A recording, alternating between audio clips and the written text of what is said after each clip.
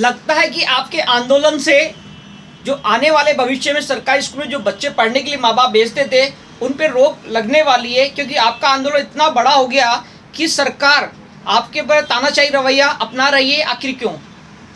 ये मंत्री अपनी व्यक्तिगत दोहरी नीति और तानाशाही रवैया से हमारे शिक्षकों की आवाज़ दबाना चाह रहा है और थर्ड ग्रेड से लेकर फर्स्ट ग्रेड तक तबादले का दौर चालू है। लेकिन सिर्फ और सिर्फ लक्ष्मणगढ़ विधानसभा के अपने निजी स्वार्थों की पूर्ति के लिए ये एपीओ के नाम पे या फिर वरिष्ठ अध्यापकों का केवल और केवल लक्ष्मणगढ़ के 216 के आसपास इन्हें तबादले किए हैं।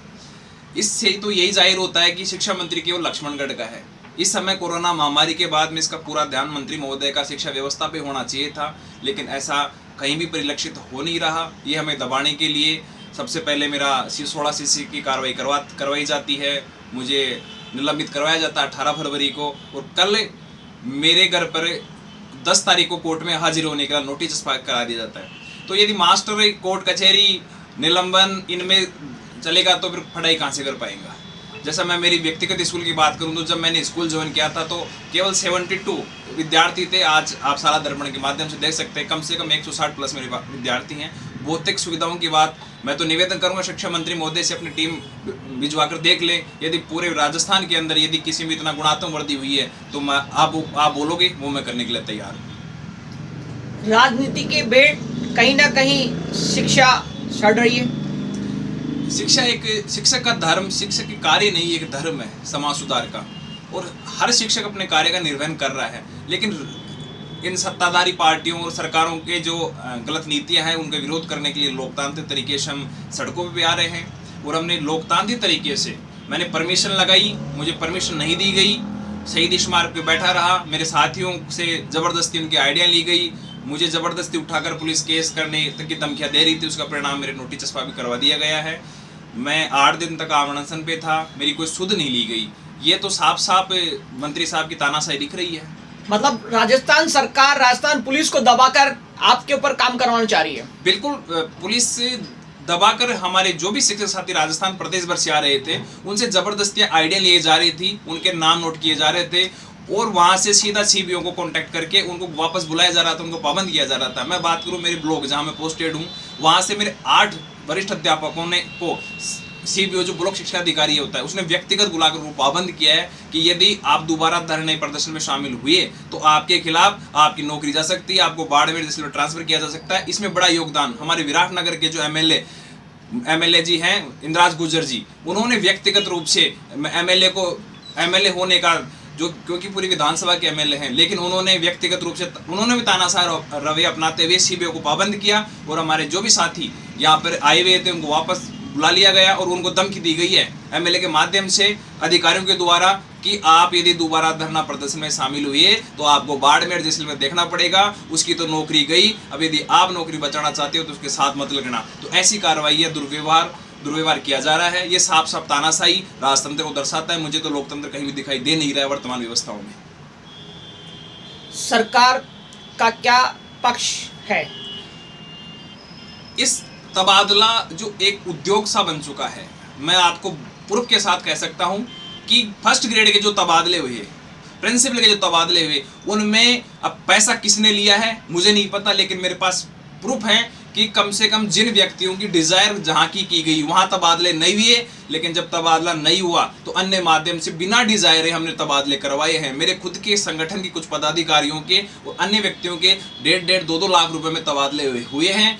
और ये बड़ी विडंबना की बात है कि शिक्षक वर्ग जो समाज सुधार का दायित्व अपने कंधों पर निर्वहन कर रहा है, उससे भी उनके तबादले करने के लिए शिक्षा मंत्री और निदेशक महोदय तक ये पैसे का पूरा खेल चल रहा है। इसके प्रूफ भी हमारे पास में है। अब मेरे समझ से बाहर है कि सेकंड ग्रेड का तबादला शिक्षा मंत्री क्यों नहीं करना चाह रहा, या तो उनके पास में जो उद्योग की जो व्यवस्था है वो पूरी परिपूर्ण बैठ नहीं पा रही, या अन्य कोई कारण होगा। जब शिक्षा मंत्री से मिले उनका एक वीडियो वायरल हो रहा है, उन्होंने कहा है कि मैं एक भी लक्ष्मणगढ़ का छोड़ू उन लोग। तो आप मुझे बताओ कि आप लक्ष्मणगढ़ के शिक्षा मंत्री थोड़ी हो, आप तो प्रदेश शिक्षा मंत्री हो। और शिक्षा मंत्री जी, मीडिया के माध्यम से मैं आपको बताना चाहूँगा कि आपके इन कागजी आदेशों से, आपके 16 सीसी की नोटिसों से, आपके निलंबन से और कोर्ट के आदेशों से मैं डरने वाला नहीं हूँ। अब लड़ाई आर पार की होगी, या तो आपको तबादले करने पड़ेंगे या आपको शिक्षा मंत्री पद छोड़ना पड़ेगा। 1 मार्च से मैं हरपाल दादरवाड़ राजस्थान एकीकृत शिक्षक महासंघ का प्रदेश अध्यक्ष फिर घोषणा करता हूं कि 1 तारीख को विधानसभा घेराव होगा और उसी दिन से मैं वापस आमरण अनशन में बैठ रहा हूं। अभी भी आपके पास मौका है, अभी भी आपके पास मौका है कि वरिष्ठ अध्यापकों की तबादला सूची जारी करवाएं और अपनी हठधर्मिता को छोड़ें। आप शिक्षकों के साथ न्याय करें, जिससे शिक्षक ये विद्यालयों में जाकर अपने बच्चों का जो कोरोना काल के बाद में बहुत ज़्यादा पढ़ाई डिस्टर्ब हो चुकी है उनको संभाले, उनके सुनहरे भविष्य को ध्यान में रखें। शिक्षक दो तरफ उलझा हुआ है, एक तरफ उसके एक साथी का ट्रांसफर हो रहा है, उसको ट्रांसफर के इंतजार में है, वो अपनी व्यवस्थाओं को सुचारू रूप से संचालित नहीं कर पा रहा है, उसको उम्मीद है कि मेरा तबादला होगा। तो या तो आप स्पष्ट रूप से मना कर दीजिए कि तबादले नहीं होंगे। बार बार में आप आश्वासन दे रहे हो, कभी आचार संहिता का दे रहे हो, कभी आप विधान सत्र का दे रहे हो, तो आप हमें मूर्ख बना रहे हो कि यदि आचार संहिता का तब ले रहे हो तो आप बैक डेट के अंदर लक्ष्मण के ट्रांसफर क्यों कर रहे हो ऑफलाइन। दूसरा, आपने मेरे 14 तारीख को आश्वासन दिया कि विधानसभा सत्र के बाद में तबादले होंगे, लेकिन आपने 10 तारीख के डेट में 16 वरिष्ठ अध्यापकों को तबादला लक्ष्मण में कर दिए। यह आपकी तानाशाही को दर्शाता है और राजस्थान का शिक्षक इस तानाशाही को बर्दाश्त नहीं करेगा। मतलब शिक्षा विभाग एक विभाग अभी नजर आ रहा है, ऐसा लगता है कि राजनीति के अंदर, सरकारों के अंदर सारे विभाग राजनीति की भेंट चढ़ के ही काम होता है।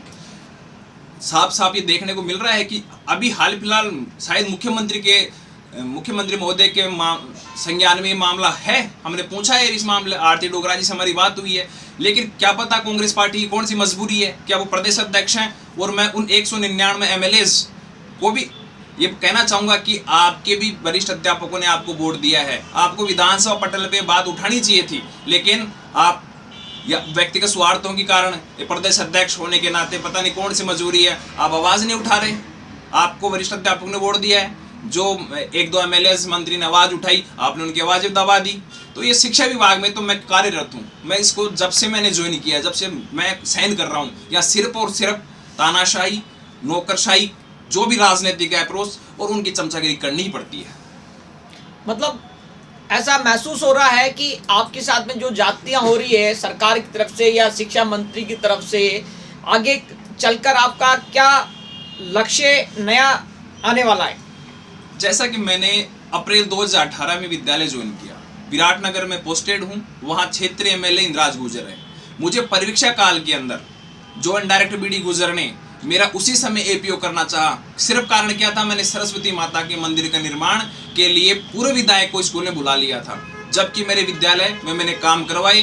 और जब मेरा वहाँ से प्रतिनियुक्ति विराटनगर शिव ऑफिस में कर दी, ग्रामीण ट्रोलियों में भर भर के मेरे पक्ष में आए, एमएलए के पास गए और अखबारों में कटिंग भी है, मुझे धमकाया गया, डराया गया और मैंने जान से आत्महत्या करने तक की धमकी दी थी। जब जाके मामला कलेक्टर महोदय ने संज्ञान में लिया और मेरा मामला छूटा। जैसे मेरा स्थायीकरण हुआ, स्थायीकरण रोकने के लिए मेरा भरपूर प्रयास किया गया, झूठी रिपोर्टें तैयार कराई गई हैं। और अब जब ये प्रकरण हो रहा है, 16 सीसी नोटिस, फिर मेरा आमरण अनशन तुड़वाना, 18 तारीख को मेरा निलंबन करना, 22 तारीख को मेरे साथ में घर पे नोटिस चस्पा करना।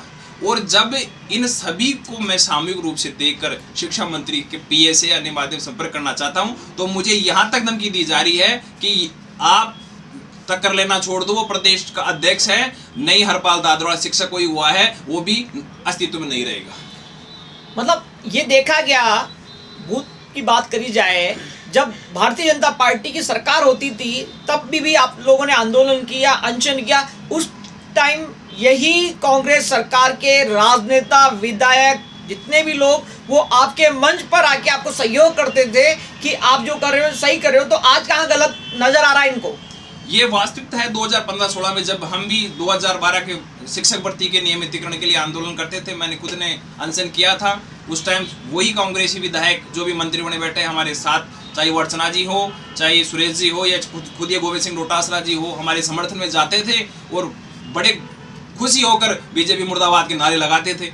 तो मैं उनसे पूछना चाहूँगा कि सत्ता परिवर्तन हुई है, आपने शिक्षकों को फुटबॉल बना रखा है, जो भी पार्टी आती है वो खेलती है। आपको सबक लेना चाहिए दिल्ली के मॉडल से, जिन्होंने शैक्षणिक व्यवस्था में सुधार किया है। आप शिक्षा व्यवस्था को एक तरफ, दूसरी पार्टी पे आप निजीकरण का आरोप लगा रहे हो। आप कौन सा सरकारी सिस्टम को डेवलप कर रहे हो? यदि सरकारी सिस्टम डेवलप नहीं होगा, आप सरकारी नुमाइंदों को, शिक्षकों को रोड पे आने के लिए, अनशन करने के लिए मजबूर करोगे, तो अभिभावकों को मजबूरन निजीकरण की ओर जाना ही पड़ेगा। मतलब कुल मिलाकर आने वाले समय में जो बच्चे जो पढ़ाई कर रहे हैं, उनकी भविष्य खतरे में है, क्योंकि जब बच्चा सुरक्षित तो बहुत दूर की बात है, जब यहाँ शिक्षक ही सुरक्षित नहीं है सरकार के बीच में, तो आगे क्या हो सकता है? जैसा कि मैं आपको बताऊं, 1 मार्च को कम से कम 8 शिक्षक संगठन, उसमें 3rd ग्रेड हो गया, 2nd ग्रेड हो गया, 1st ग्रेड हो गया, प्रिंसिपल हो गए, ये सभी मिलकर सामूहिक रूप से विधानसभा घेराव कर रहे हैं। यदि सरकार की नीतियां अच्छी हैं, शिक्षकों के लिए अच्छी हैं, तो विधानसभा घेराव करने की आवश्यकता कहां से आ गई? तो कहीं ना कहीं सरकारी सिस्टम के अंदर शिक्षा मंत्री अपने व्यक्तिगत स्वार्थों को लेकर दोहरी नीति चला रहा है, और परिलक्षित ये हो रहा है कि ये केवल विधानसभा लक्ष्मणगढ़ का शिक्षा मंत्री है, राजस्थान का शिक्षा मंत्री नहीं है। मैं मुख्यमंत्री महोदय से अपील करता हूं, उनसे निवेदन करता हूं कि हमें हमारा शिक्षा मंत्री दो। ये लक्ष्मणगढ़ का शिक्षा मंत्री है, हमें हमारा शिक्षा मंत्री दो, जिससे हमारी शिक्षा क्षेत्र में काम हो सके, और जो कोरोना के बाद में जो स्थितियां बनी है उनसे अपन उबर सकें। बच्चों का शारीरिक, मानसिक और जो शैक्षणिक विकास अधूरा पड़ा है, उसको हम दोबारा से एक आंदोलन के रूप में पुनरुद्धार कर सकें, उनको चालू कर सकें।